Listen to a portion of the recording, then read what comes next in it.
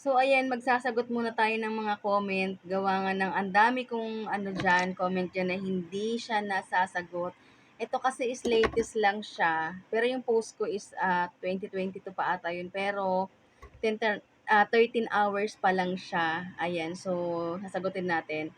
Sabi niya sa akin, about to dun sa aking sakit na diabetes, no? So ito, sabi niya sa akin, parang mainit na pakiramdam ba yan sa talampakan at binti? Sa talampakan po, sasagutin ko po, sa talampakan po is hindi siya mainit, pero makirot siya. Tapos dito sa binte, yun medyo mainit-init. Mainit-init siya as in.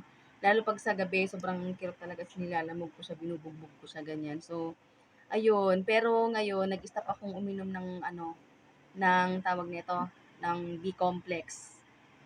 Ayun, tapos ang iniinom ko lang ngayon is yung aking maintenance talaga, yun ang aking iniinom. Pero yung mga the rest na ibang gamot is hindi ko talaga siya iniinom kasi nga medyo natatakot na ako kasi ang dami ko ngang iniinom. Pero about sa aking blood sugar is yun, syempre mataas pa din. Hindi naman kasi mawawala yan. Once na may diabetes ka, ma-stress ka lang ng konti, malipasan ka lang ng gutom ng konti, alam na this, tataas at tataas talaga yan.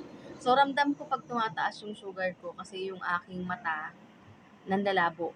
Yung nagbe-blurred, ganun ang aking paningin. So, kunwari, ayan, nakatutok ako dyan, ganyan. Tapos, malabo siya. So, ganun. Ganun yung nararamdaman ko pag medyo tumataas ang sugar ko. And, pag tumataas ang sugar ko, yung paa ko, sobrang sakit niyan, mangalay. Tapos, yung mga dito, yun, nangangalay-ngalay yan dito.